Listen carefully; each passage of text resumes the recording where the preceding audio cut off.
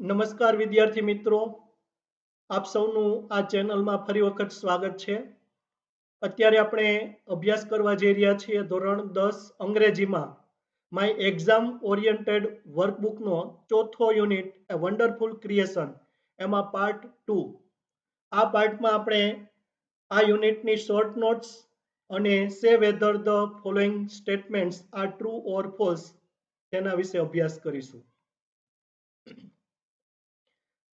બોર્ડની પરીક્ષામાં પ્રશ્ન ક્રમાંક 11, write a short note using the given questions or points, જે 3 માર્ક્સ માટે પૂછાય છે. તો આ યુનિટની પહેલી short note, details of the wonderful creation, અદ્ભુત સર્જનની વિગતો. તો mother is A wonderful creation of God, માતા છે એ ભગવાનનું એક અદ્ભુત સર્જન છે. વેન ગોડ ક્રિએટેડ મધર, જ્યારે ઈશ્વરે માતાનું સર્જન કર્યું ત્યારે he wanted all her parts to be movable and replaceable, તે તેણીના બધા જ ભાગો છે હલનચલન કરી શકે તેવા અને બદલાવી શકાય તેવા ઈચ્છતા હતા. Her lapse disappears when she stands up, તેણીનો ખોડો અદ્રશ્ય થઈ જાય છે જ્યારે તેણી ઊભી થાય છે ત્યારે. Her kiss can cure everything from a broken leg to a broken heart, તેણીનું ચુંબન છે એ તૂટેલા પગથી તૂટેલા હૃદય સુધી દરેક બાબતનો ઈલાજ કરી શકે છે. She would have 6 pairs of hands to manage her children and family without getting irritated, તેણીને તેણીના બાળકો અને કુટુંબની ચીડાયા વગર વ્યવસ્થા જાળવવા માટે 6 જોડી હાથ હોય છે. She would be able to run on any food available, તેણી કોઈ પણ ઉપલબ્ધ ખોરાક પર ચલાવવા શક્તિમાન હશે. She would have 3 pairs of eyes, તેણીને 3 જોડી આંખો છે.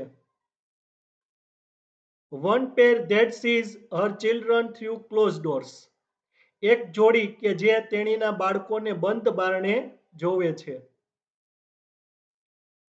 Another pair to look at the children and say, I understand and I love you without uttering a word, બીજી એક જોડી તેણીના બાળકો તરફ જોવા અને કહેવા એક પણ શબ્દ ઉચ્ચાર્યા વગર કે હું તને સમજું છું અને હું તને ચાહું છું.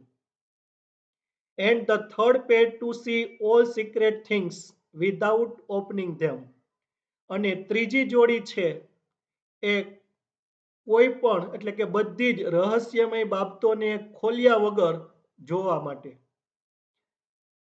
Her tears could be for pain or joy or pride or disappointment or loneliness, તેણીના આંસુ દર્દ માટે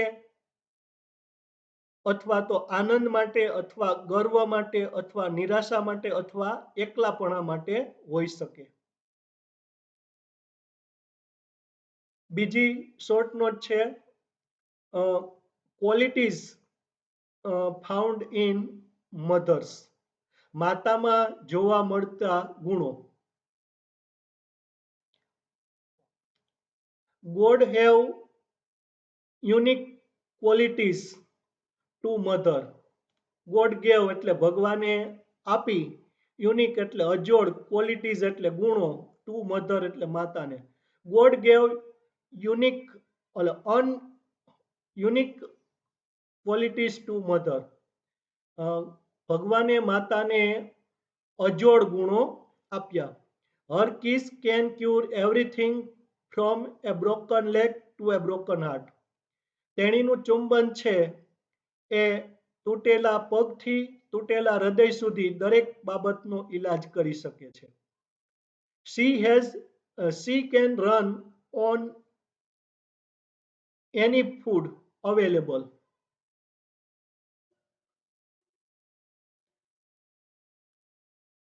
She can run on any food available. તેણી ઉપલબ્ધ કોઈ પણ ખોરાક પર ચલાવવા શક્તિમાન છે.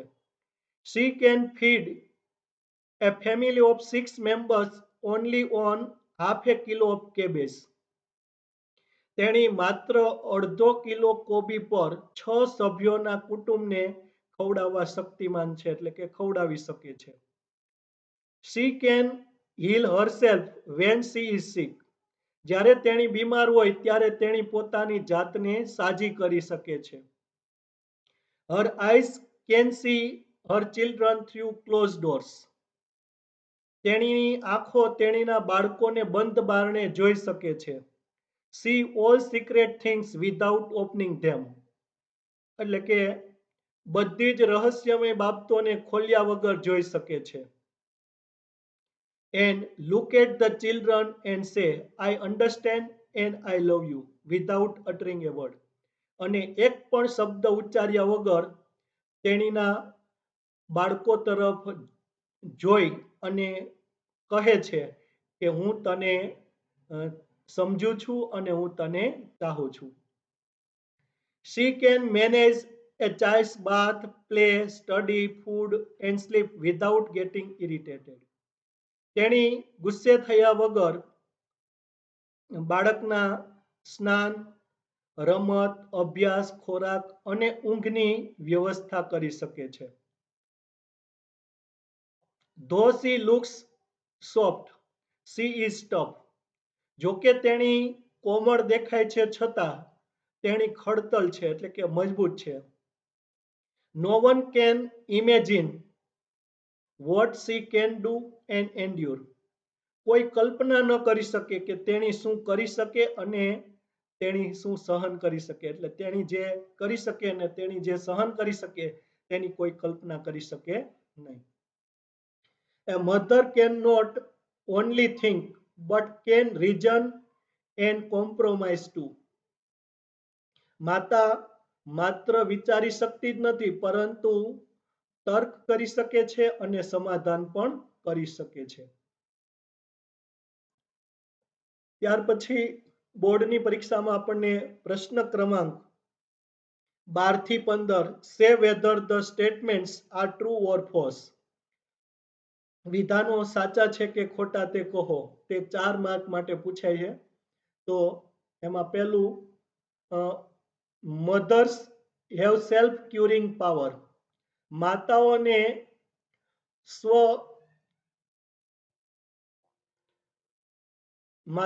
સ્વ ઇલાજની શક્તિ હોય છે, એટલે કે માતાઓ પાસે એવી શક્તિ છે કે પોતે જ પોતાનો ઇલાજ છે એ કરી શકે, પોતે જ પોતાને સાજા કરી શકે. તો ધીસ સેન્ટેન્સ ઇઝ ટ્રુ. આ વાક્ય છે એ સાચું છે. બીજું છે the good lord easily decided on how and where to put the 3 pairs of eyes. 3 જોડી આંખો કેવી રીતે અને ક્યાં મૂકવી તેના વિશે ઈશ્વરે સરળતાથી નક્કી કર્યું. તો ધીસ સેન્ટેન્સ ઇઝ ફોલ્સ.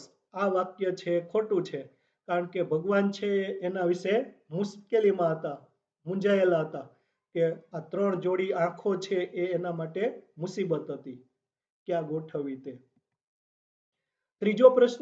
ત્રીજો વાક્ય છે mother's eyes quickly understand the feelings and emotions of her children.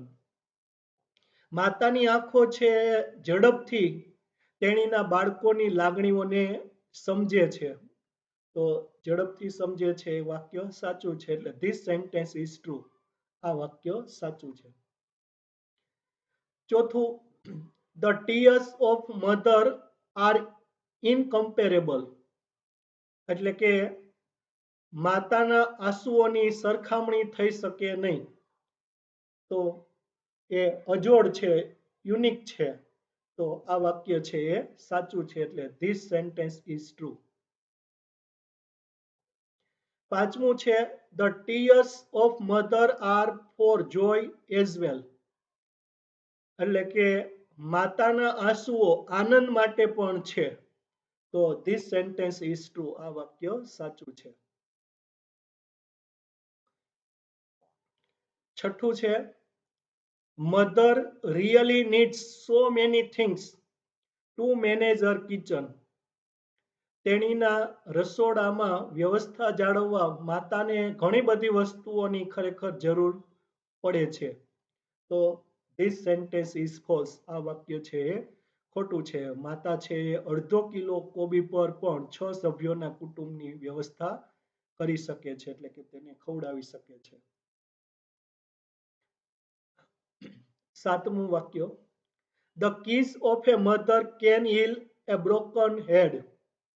માતાનું ચુંબન છે એ તૂટેલા પગનો ઈલાજ કરી શકે છે. તો જવાબ છે ધીસ સેન્ટેન્સ ઇઝ ટ્રુ. આ વાક્ય સાચું છે. આઠમું the lord needed the advice of the angel so he called him. ભગવાનને દેવદૂતની સલાહની જરૂર હતી, તેથી તેણે તેને બોલાવ્યો. તો answer this sentence is false. આ વાક્ય છે એ ખોટું છે. દેવદૂત છે અચાનક આવી ગયો હતો, બોલાવ્યો ન હતો.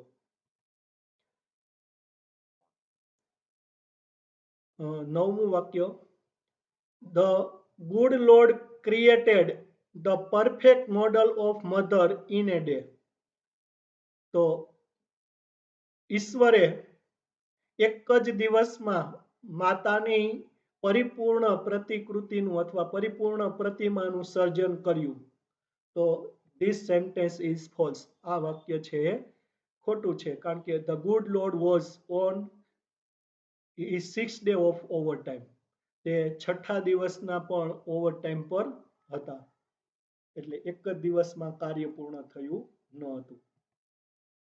10મું વિધાન the Lord put the tear in mother's eyes. ભગવાને માતાની આંખોમાં આંસુ મૂક્યું હતું. તો ધીસ સેન્ટેન્સ ઇઝ ફોલ્સ. આ વાક્ય છે ખોટું છે, કારણ કે ભગવાને તે મૂક્યું ન હતું, છતાં માતાની આંખો છે ચૂવી રહી હતી, તેથી તે એક ચમત્કાર હતો. It was a miracle. 11મું a mother's parts should be movable and replaceable. માતાના ભાગો છે એ હલનચલન કરી શકે તેવા અને બદલાવી શકાય તેવા હોવા જોઈએ. તો ધીસ સ્ટેટમેન્ટ અથવા ધીસ સેન્ટેન્સ ઇઝ ટ્રુ. આ વાક્ય છે એ સાચું છે, અથવા આ વિધાન સાચું છે. 12મું a mother's kiss can cure everything. માતાનું ચુંબન છે દરેક બાબતનો ઈલાજ કરી શકે છે. તો ધીસ સેન્ટેન્સ ઇઝ ટ્રુ. આ વાક્ય સાચું છે. 13મું a mother can not heal herself when she is sick. જ્યારે તેણી બીમાર હોય ત્યારે માતા પોતાની જાતને સાજી કરી શકતી નથી. તો ધીસ સેન્ટેન્સ ઇઝ ફોલ્સ. આ વાક્ય છે એ ખોટું છે, કારણ કે mother can heal herself when she is sick. જ્યારે માતા બીમાર હોય ત્યારે પોતે જ પોતાની જાતને સાજી કરી શકે છે. 14મું વાક્ય the angel thought that the model of a mother was tough. દેવદૂતે વિચાર્યું કે માતાની પ્રતિકૃતિ છે એ મજબૂત હતી. તો ધીસ સેન્ટેન્સ ઇઝ ફોલ્સ. આ વાક્ય છે એ ખોટું છે, કારણ કે દેવદૂતે વિચાર્યું કે દેવદૂતે અનુભવ્યું કે તે ખૂબ જ કોમળ છે, સોફ્ટ છે. 15મું the tear was a miracle. આંસુ છે એક ચમત્કાર હતો. તો ધીસ સેન્ટેન્સ ઇઝ ટ્રુ. આ વાક્ય છે એ સાચું છે. તો વિદ્યાર્થી મિત્રો, અહીં આપણે આ યુનિટનો બીજો પાર્ટ પણ પૂર્ણ કરીએ છીએ. આપ સૌનો ખૂબ ખૂબ આભાર.